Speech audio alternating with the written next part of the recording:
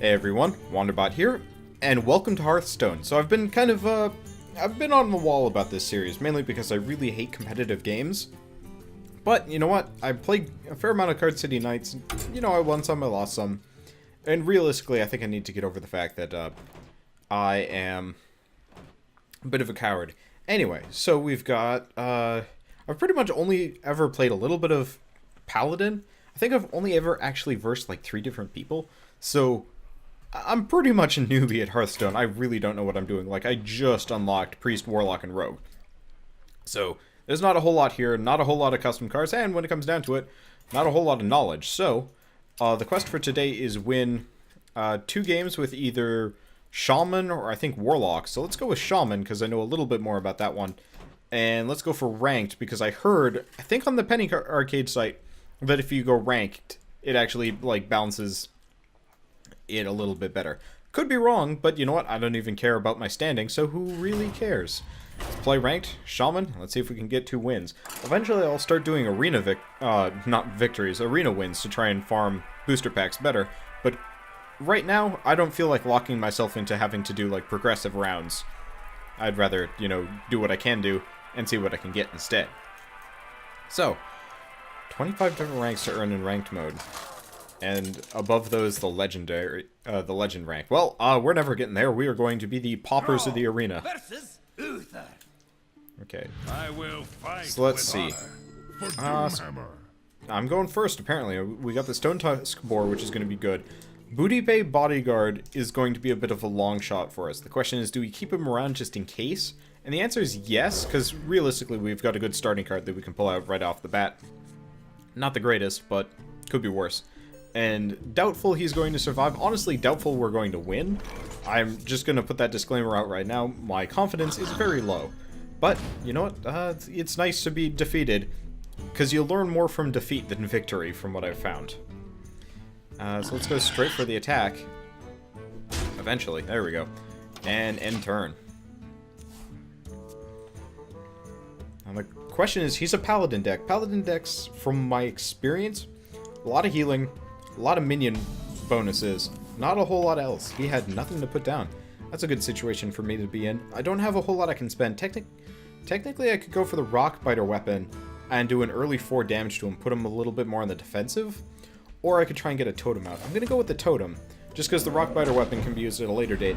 But totems, the more totems I get down, the better off we will be. So I'm just going to do Peaslee damage to him instead, and just get some totems out. Not the greatest, but not the worst either. Now let's see what he has. Does he have anything? At the very least, he can summon one of his little reinforcement guys. Unless he's really, really not smart. Oh, no. I guess he's just trying to figure out what he wants to do. This part always bothers me in card games, because you're just sitting there waiting for the other player, and it's like, well, what do I talk about? And I guess what I talk about is... Okay, he's using the coins, so he's going to have 3. Looks like he's going to, Ironforge Rifleman straight to my boar. Not bad. Not terrible. Anyway, what do we got? We've got a raid leader. Might as well. So let's pop him down. He'll be costly right off the bat, but that'll give us that, and we're out of mana, so I can't do anything else. I could attack with the Stoneclock Totem, but that would kill my totem, and then leave my raid leader vulnerable. So I'm actually just going to end turn now. Oh, I could have attacked him. I forgot, this isn't Magic the Gathering. You can actually attack a person's life points directly, even if they have monsters down. My mistake. I'm going to be making a couple of those, because I've played a lot of CCGs, and the rules are a little bit inconsistent. Okay. But we do have a guy with Taunt down, that's good.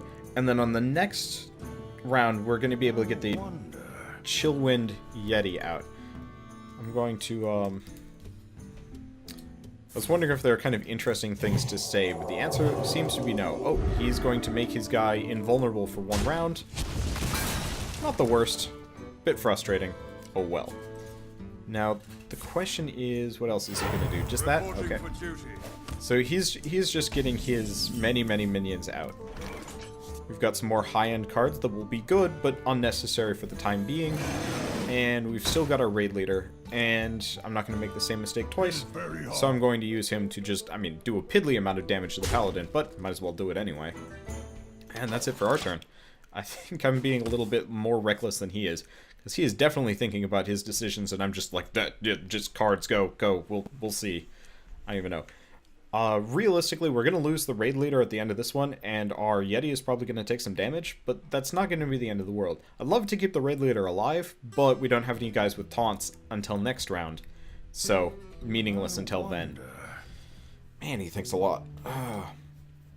So, what do we have in the lineup? I guess next round we're probably going to get the Booty Bay bodyguard out. I'd love to get more totems out, but I'm pretty much using all of my mana just purely for... Oh, he might actually go for my Yeti instead, come to think of it. Because he now has enough firepower to take it out, but it's unlikely. Oh yeah, he's going for the Yeti and the raid leader. We're pretty much going to trade forces, but mine was the more expensive loss, I believe. That's okay. So we got the Frostwolf Warlord, but I'd like to hold him in the wings for at least for a little while. So let's, I guess, just get the Booty Bay bodyguard out and end our turn. He will be able to tank some damage at least until we get the Reckless Rocketeer out. Probably on the next turn, unless I get something else that makes more sense. The other thing I'd like to do is, of course, get more totems, because the more totems I have out, the rougher and tougher we are going to be, presumably. Let's see.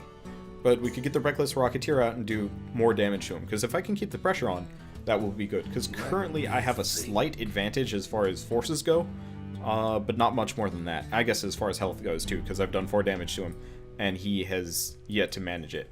And I doubt he's going to waste the raid leader attacking my Booty Bay bodyguard, whereas I don't have nearly the same reservations. So he either needs to get a guy with taunt out, or buff it somehow, or something. I think he's trying to figure out how to save the raid leader, and doesn't have a whole lot of options. At least that's my bet. It's kind of hard to read somebody's mind when they're probably across the country, or the ocean, or, I don't know, 2 states away. Okay, so he's got the Stormpike Commando. What? Okay, apparently this is time-based. Or, oh, no, this is his... If he takes too long, it does that. Well, that's actually really convenient. Because we can do this. Turn his dude into a frog. Which, I mean, it's still a pseudo-threatening frog, but that ain't that big of a deal. We've got him left. He's hurt, though, so I don't want to do anything too risky with him. But neither of his stuff has taunt, so I can work with that. And I can use... Okay, so here's what I'm going to do. So, summon a totem. Please be a healing totem. Wrath of Air totem. Not what I wanted, but hey, it does what I want it to do. Kinda, sort of. Because now I can take out his raid leader and make his frog completely ineffectual. So let's kill the frog. There we go. That worked out actually fairly well for me. Because I've pretty much cleared the board for him. We have one very injured Booty Bay bodyguard? Yeah, Booty Bay bodyguard. For whatever reason, I thought Blackjack was in there somewhere, considering he kind of looks like he belongs in a casino. But, no. This is not a casino. I mean, it could be, in the background. Man, I like the art style for him. Like, I usually don't like goblins, but that's a well-painted goblin. Of course, it's a Blizzard game. Of course, it's going to be well-painted, well-drawn. Looks like he's going to take out my bodyguard. Oh, well. It still probably cost him more than it cost me in the end. And is that all he's going to get out? A Silverhand recruit? I think so. I don't think he has enough mana for anything else. So, at this point, what do we got? We've got 7 mana. So I guess what I'm going to do is terrible things to his face. Well, I still can. I can't do that. What? Yes, I can. Okay, there we go. Apparently you don't drag that one. But let's Rockbiter Weapon, our... What's it called? Reckless Rocketeer, and just hit him hard with 8. She's not going to last long, but if I can hit him as hard as I can early on, that'll be best for us. And next turn I'm going to see if I can get another totem out, and the Frostwolf Warlord. And if she's still alive, then I'll buff her up again and go for another cheap shot with it. But remains to be seen if she will last that long. Currently he only has 1 unit out though, so that's good on us, probably. I hope. It would be nice for episode 1 to result in a victory. It's definitely looking positive in my from my perspective, but again, it's the kind of thing where I'm not entirely sure. The gates are open. Oh. Okay, so it looks like my trick with the Booty Bay well, not Booty Bay, Bodyguard, the Reckless Rocketeer. Does not look like that will work this time around, but worst comes to worst, I can use her to clear him out and then clear the way. Because realistically, he is a much more valuable card than my Reckless Rocketeer. So, what do we got? We've got a lot of cards. So let's summon a Totem, Stone Tusk Boar, and then, seeing as we've got, I believe, 4 people waiting in the wings, let's get him down and make him an 8/8. Ooh, yes, he hurts. Okay, so we're out of mana, and he, I don't know why I was thinking she, I was looking at the goblin here. So, option A, leave him be. Option B, wreck his forces, lose one of my units, but not the end of the world, because we've got an 8/8 that we can bring up to an 11/11 on the next round. And we've got this boar, so let's just do 1 Peaslee damage to him, because, I don't know, why not, we're here. He's probably going to waste his Silverhand Recruit to take up my pig, but that doesn't upset me too much. And we've got the Healing Totem, so if he tries to do damage to the Frost Wolf Warlord, it will slowly come back, presumably. So I think we're in a very good position. I mean, maybe he'll be able to snatch victory from the jaws of defeat, but I've definitely put the hurt on him, and he has yet to even touch me. I've gotten pretty lucky with my draws, and that's a good thing. Technically, he can attack me directly with his hammer thing, but the chances, I mean, he can do that, but it's only going to do 1 damage per hit, so it's meaningless. I'm not too threatened by it. Oh, is he going to try and take out my Wrath of Air totem? I guess that would make sense, but not that much sense. Guess it won't fight back if he tries attacking it. He used his pig to take out my pig, and is he going to forget to take out my Wrath of Air totem? He might, actually. There's a high probability of that. Now, the thing is, he does have 7 energy left, so it is kind of an interesting question of what he's going to do with it. What is that card? Okay, I guess he's going to take out my Wrath of Air totem. Does not upset me too greatly, and he's going to go for my Healing Totem. Now the question is he going to move quickly? He's going to heal himself up. That's going to hurt a little bit. Not too much, though. Okay, so what can we do in this situation? We can't do much. We don't have a whole lot of cards, and we have a lot of energy, so we pretty much just keep pumping them out. But luckily, we can just keep doing Searing Totems and whatnot. And he doesn't have anybody with Taunt, and I have somebody with Taunt. So, what I'm going to do is Rockbiter Weapon on him, and then attack him directly.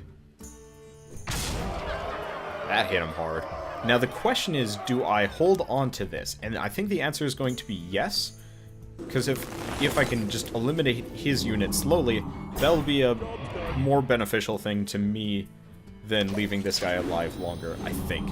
It's hard to tell, but I think the way this is going to work out is it's going to dissuade him from doing a whole heck of a lot to me, because he doesn't want to lose his units, and that'll let me pretty much use my totems to knock him out slowly. Presumably, because worst comes to worst, I can summon a butt ton of totems and, you know, just peg him down slowly. We're running out of cards, though, and we're running, well, I mean, realistically, he's still in a much worse position than me, because all I have to do is hit him twice more, and he needs a guy with Taunt to prevent me from doing that. And, well, this might hurt more than a little bit. Might have wanted to save that healing card for later. Oh well, no use crying over spilt milk. Chances are I'm still going to be able to lay the hurt on him a heck of a lot more than he's going to do to me. So we will see. Looks like he's going to attack my Searing Totem directly. I think. He was considering it. Guess he has changed his mind. So I guess he's going to go for the direct method. Can't blame him. Makes the most amount of sense. Man, he really wants to take out that dude. Well, again, can't blame him. Now, this does put us in the position of what do we want to do from here, because we could more or less push forward and hope for the best, and it's very tempting. Oh wait, duh. Shell is sitting next to me and just waggling her hands at the guy, and I was just like, well, I only have to hit him twice more, and then she's like, he has 4 health, and I'm like, oh, right, I could just instant kill him in one go. Angry Chicken, rank 25, victory, level up, And there's one win of the day. Oh, it's Major Shaman. Okay, that's good to know. Wins 1 out of 500. Casual, ranked. Okay, so I guess if we win one more, we will go up a rank. And then, presumably, if we lose, we go down a star. And that's how you kind of stay even at whatever rank you are. And don't have to fight somebody substantially better than you. Which actually makes a lot of sense. So, I don't know who we will be fighting on the next round of Hearthstone. But I'm interested to see. And I will see you guys then. So, yeah, I guess I'm repeating myself now. I'll probably use the Shaman again. Either that or the May. I like the Shaman. I like summoning the totems. So, yeah, we'll use them on the next battle. And, as always, thanks for watching.